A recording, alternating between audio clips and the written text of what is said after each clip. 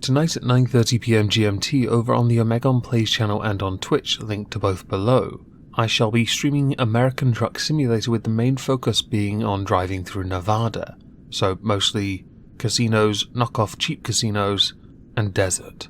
Yay!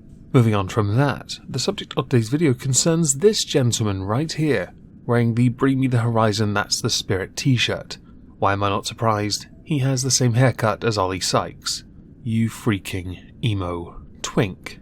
This is Austin Jones. Austin Jones was once a YouTuber. Bit like Onision, had a bit of a young audience.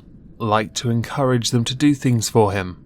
Only one of them is going to prison though, or has already gone to prison. The other one has, well, give it time. Austin Jones had over 33 million views on his channel, and over 500,000 subscribers.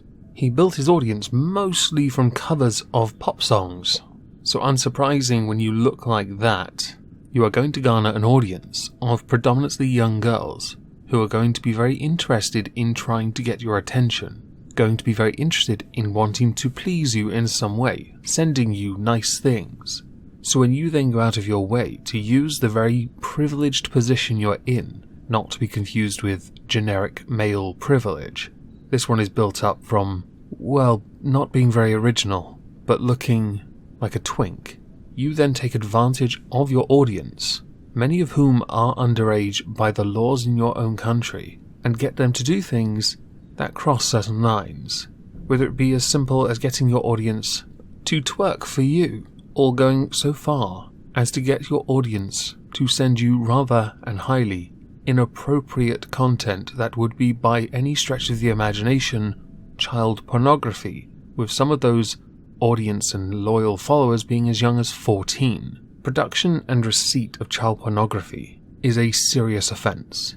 It threatens the safety of children, it threatens the safety of communities. It tells me there is a predator and they're online. This is why people, parents especially, clamp down on the internet. You were, based on the generic Disney-esque style content you made, child-friendly. But now parents are going to wonder whether anyone is truly that.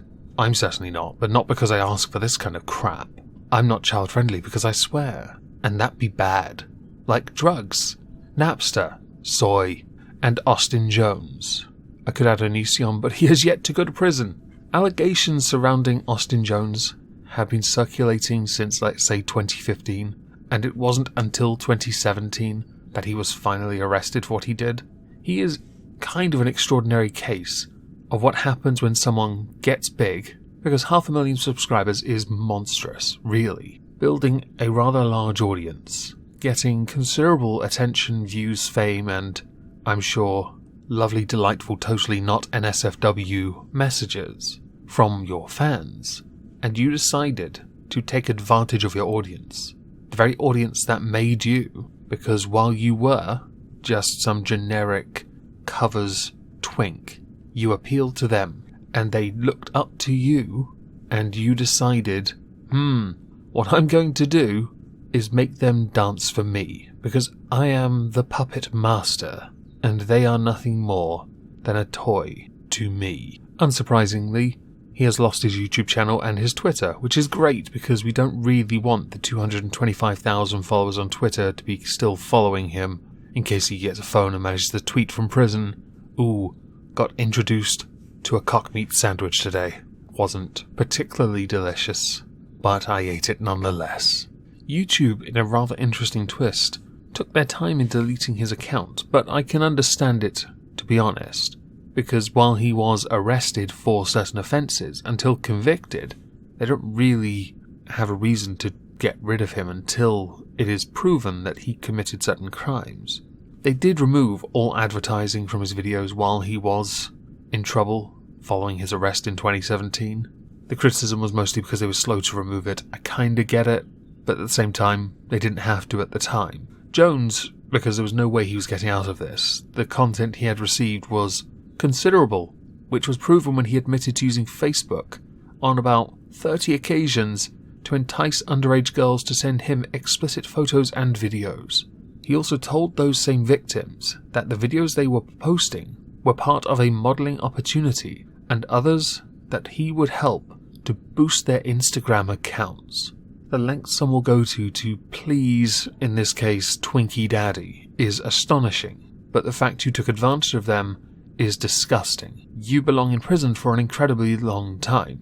Whether you see to the end of your sentence is a different matter entirely, though. Let's face it, you got 10 years when the prosecutors were after 11. I'd like to stick a 0 on it, personally. I have no time for sex offenders, and you are an admitted one at that. Therefore, you don't deserve freedom. Yesterday, in an exhibition of stupidity, I indicated that with people who go to prison, some should have the very privileges they knew on the outside removed when they're on the inside if they are a long-term prisoner. You, Mr. Jones, in my mind, should not see the outside of a supermax, because you are a threat to communities, you are a threat to children. Your online presence shows just how manipulative you are. Granted, by the time you get out, you'll be 36, but if you're anything like other mid-30s men who somehow still manage to pass off as teenagers with horrific acne, even in an adult nappy, then it's highly likely you'll still be able to do stuff to coerce younger people. That said, you are also on an 8-year supervised release upon completing your 10-year sentence. Whether that means you do 5 years in prison and then 8 years supervised, or 10 years and then 8 years, I don't know. I'm not convinced you'll see the end of the 10 years to begin with. Because, yeah, American prisoners, like most prisoners, doesn't matter what crime they committed, they're not too keen on those that abuse children, or manipulate them, coerce them, groom them, into doing whatever they want, because they've abused a remarkable position of privilege to get something that they want from their audience. I don't understand why people do this. Perhaps it's because I don't have the additional 0 on my subscriber count yet. I have hopes, though. Perhaps it's because I haven't got the viewership this man got. Perhaps it's because my moral compass is in the right place. My view is simple. You, the delightful, lovely audience, support me in a way that I can never truly thank you for. I will never take advantage of that. Ever. Because to do that would be to weaken my own integrity for something that does not work in the long run. The one thing any creator would want, surely with their channel, if they see it as an opportunity and a potential to become a job, is be able to take it further.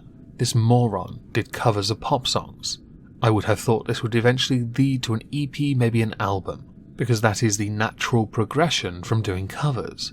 For me, it's always been about commenting, social commentary. There is no natural progression past trying to improve, but making sure that I am consistent in my views. You, though, didn't go down that route with your music. You instead decided to sit back, get arrogant, get lazy, and take advantage. While you may have deserved the 500,000 subscribers you got for what you did, you do not deserve to be remembered for what you did before you committed those crimes. And it's unlikely anyone's going to forget you. There have been a number of people who have existed on YouTube that have gone on to commit rather heinous crimes. I can name 2, if you wish. One was called Hannibal the Victor. He was involved in a mass attack on Thunderfoot. Turned out, sex offender.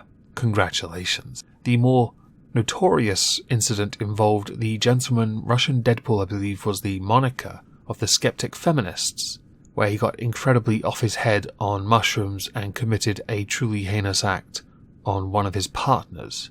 The major difference here between those two and you is they were veritable nobodies on YouTube and you were a somebody. The case of Austin Jones, as a final statement on all of this, now sets up the concern of what some creators do when they're not on YouTube, what they do on other platforms with their audience, how they interact with them. I, on a regular basis myself, and I'm going to talk about me because I'm a selfish person, get messages through my email, through Facebook, Twitter, sometimes on Gab, Minds. I get these messages and I typically reply, because that's the polite thing to do. Taking it further is a risky move, and it's not something you should do unless there is something real there. But you're only going to know when you take a leap of faith and meet that person. However, you don't do that if they're underage.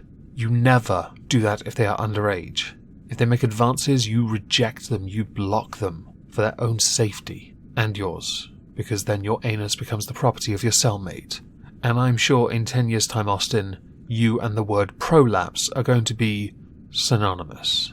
Enjoy the next decade, you selfish, selfish prick. Anyway, If I don't see you tonight or on the Omegon Plays channel or on Twitch, I hope you all have a lovely Tuesday, and thank you all for listening.